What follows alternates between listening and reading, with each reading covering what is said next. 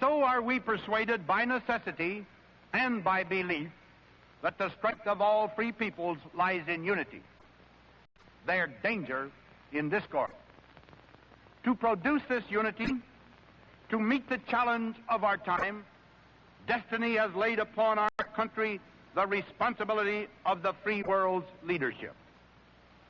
So it is proper that we assure our friends once again that, in the discharge of this responsibility, we Americans know and we observe the difference between world leadership and imperialism, between firmness and truculence, between a thoughtfully calculated goal and spasmodic reaction to the stimulus of emergencies.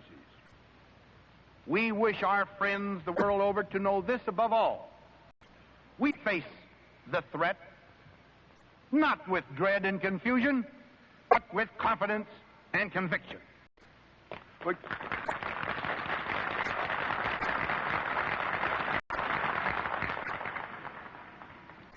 We feel this moral strength because we know that we are not helpless prisoners of history.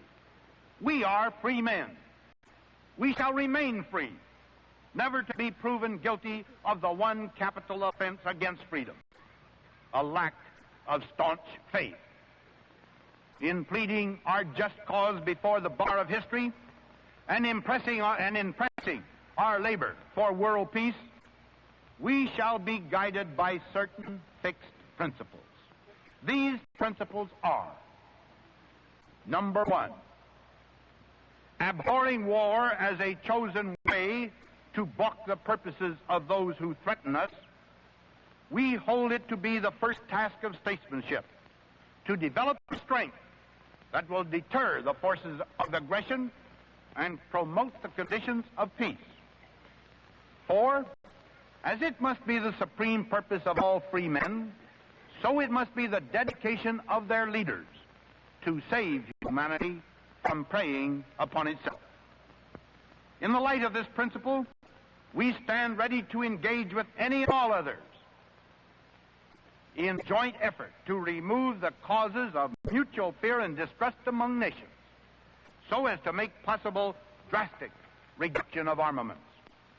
The sole requisites for undertaking such effort are that in their purpose they be aimed logically and honestly toward secure peace for all, and that in their result they provide methods by which every participating nation will prove good faith in carrying out its pledge. Number 2, realizing that common sense and common decency alike dictate the futility of appeasement, we shall never try to placate an aggressor by the false and wicked bargain of trading honor for security.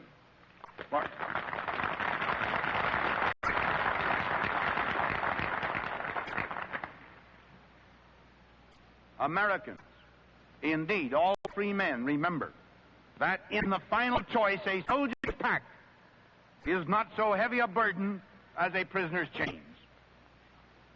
Number 3, knowing that only a United States that is strong and immensely productive can help defend freedom in our world, we view our nation's strength and security as a trust upon which rests the hope of free men everywhere. It is the firm duty of each of our free citizens and of every free citizen everywhere to place the cause of his country before the comfort, the convenience of himself.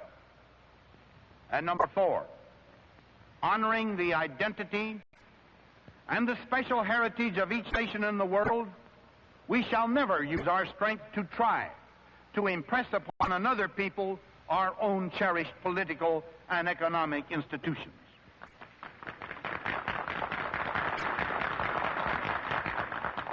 Number 5, assessing realistically the needs and capacities of proven friends of freedom, we shall strive to help them to achieve their own security and well-being. Likewise, we shall count upon them to assume, within the limits of their resources, their full and just burdens in the common defense of freedom.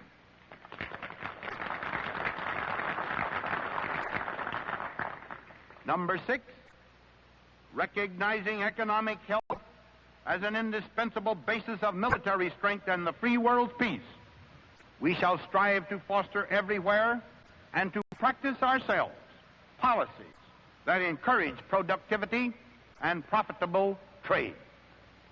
For the impoverishment of any single people in the world means danger to the well-being of all other peoples.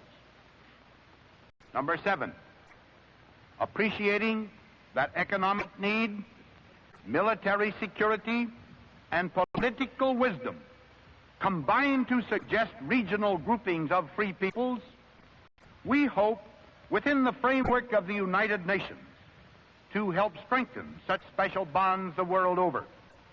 The nature of these ties must vary with the different problems of different areas.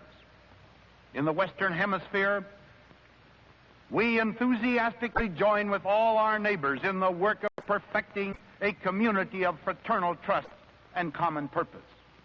In Europe, we ask that enlightened and inspired leaders of the Western nations strive with renewed vigor to make the unity of their peoples a reality. Only as free Europe unitedly marshals its strength can it effectively safeguard, even with our help, its spiritual and cultural heritage. Number 8, conceding the defense of freedom, like freedom itself to be one and indivisible, we hold all continents and peoples in equal regard and honor. We reject any insinuation that one race or another, one people or another, is in any sense inferior or expendable. And number 9, respecting the United Nations as the living sign of all people's hope for peace, we shall strive to make it not merely an eloquent symbol, but an effective force. And in our quest for an honorable peace, we shall neither compromise, nor tire, nor ever cease. By these rules of conduct, we hope to be known to all peoples. By their observance, an earth of peace may become not a vision, but a fact. This hope, this supreme aspiration must rule the way we live. We must be ready to dare all for our country. For history does not long entrust the care of freedom to the weak or the timid. We must acquire proficiency in defense and display stamina in purpose. We must be willing, individually and as a nation, to accept whatever sacrifices may be required of us. A people that values its privileges above its principles soon loses both. These basic precepts are not lofty abstractions, far removed from matters of daily living. They are laws of spiritual strength that generate and define our material strength. Patriotism means equipped forces and a prepared citizen. Moral stamina means more energy and more productivity on the farm and in the factory. Love of liberty means the guarding of every resource that makes freedom possible, from the sanctity of our families and the wealth of our soil to the genius of our science. And so, each citizen plays an indispensable role. The productivity of our heads, our hands, and our hearts is the source of all the strength we can command for both the enrichment of our lives and the winning of the peace. No person, no home, no community can be beyond the reach of this call.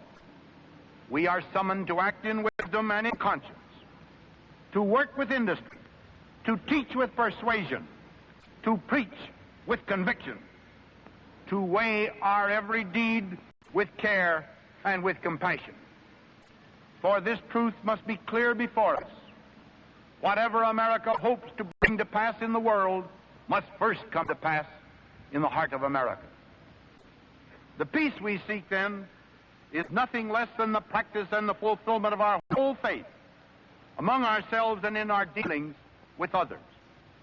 It signifies more than the stilling of guns, easing the sorrow of war.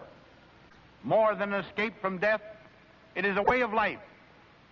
More than a haven for the weary, it is a hope for the brave. This is the hope that beckons us onward in this century of trial.